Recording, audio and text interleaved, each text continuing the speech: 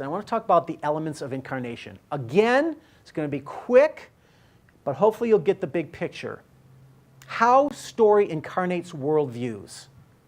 Another way of looking at it. First is you have a protagonist. Now, a protagonist is, you can use the word hero, but I want to educate you with a little bit of the technical terms here. The protagonist is basically the hero, and that person, the way they see the world, their beliefs about the world, is the worldview we storytellers want to persuade you to believe.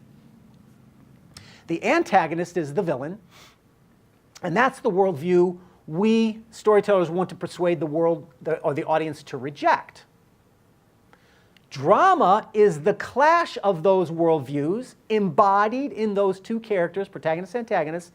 Because they look at the world differently, they want different things, they clash, and the winner, the victor of that, is the superior worldview. You see how it's incarnating what you could actually argue is an actual argument, a philosophical argument.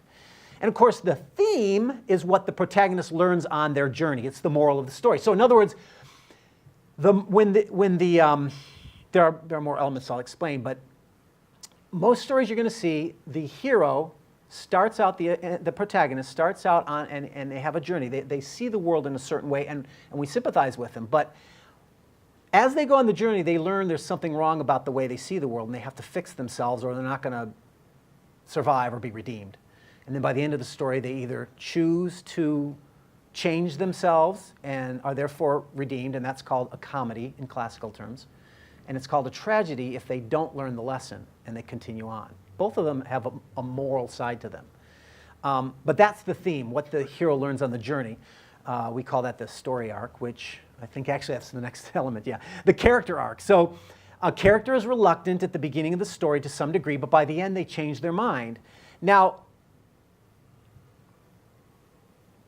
what we do is, you may have heard this term, the character arc, and the concept is you start in one way and you end seeing the world in another way.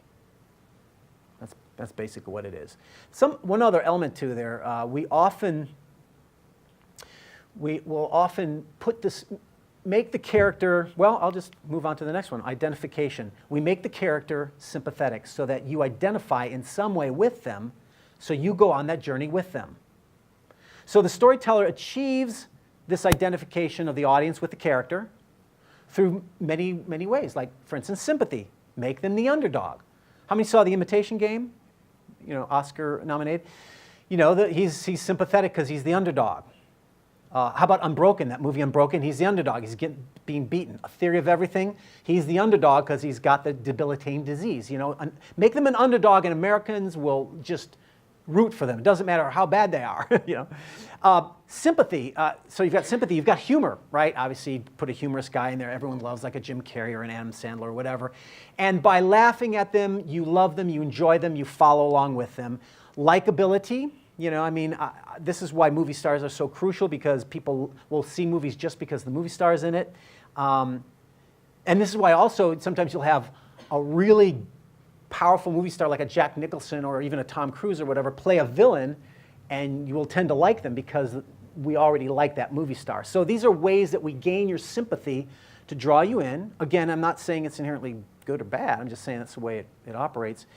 But another way to create sympathy or identification with the hero is through universal desire. This is a real common one, and I think it's a real powerful one, because and tomorrow we're going to go in detail on the progression of a hero's character arc, or their story, the protagonist's story, and how you take them through the journey. So the hero wants something really bad, and a lot of times, like say maybe in Forrest Gump, he wants significance in life. We all want that, don't we? We all want freedom, right? Braveheart or Unbroken. You know, how about another classic, or, you know, Avatar, right? You know, who wants to pollute the earth? None of us want to pollute the earth, right? So you're drawn in by your sympathy, by likability, by humor, universal desire. Yeah, or maybe just sports movies where the hero just wants to win an event or be a champion. We all have that desire to be a champion in something or to win something, right? So this is how we sympathize. Now, this is how we identify with the hero, and we are taken through their journey. Whenever you're like making an argument with another person, don't you wish you could say, wait, just listen to me. If you could just listen to what I'm saying through my eyes, you'll understand what I'm saying. That's what a story does. It helps place you, the audience, into the eyes of the viewpoint that we want you to see the world through, which if you don't agree with it, we're going to be able to persuade you. Next, you have the love interest, another key element in most movies. The object of desire, so to speak, it changes the protagonist and makes them a better person. So, in a way, the love interest is the perfect balance to the hero.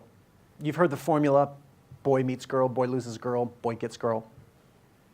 Of course, nowadays, I guess it could be anything, couldn't it? It could be transgender boy meets, whatever gender girl meets boy meets girl.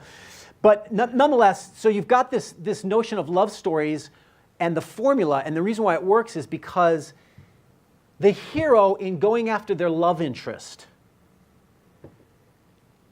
their love interest has what they don't have, something that they lack in their lives. And the journey in the story is what helps them see that. And by losing the love interest, it forces them to face what they're lacking in their own life to better themselves.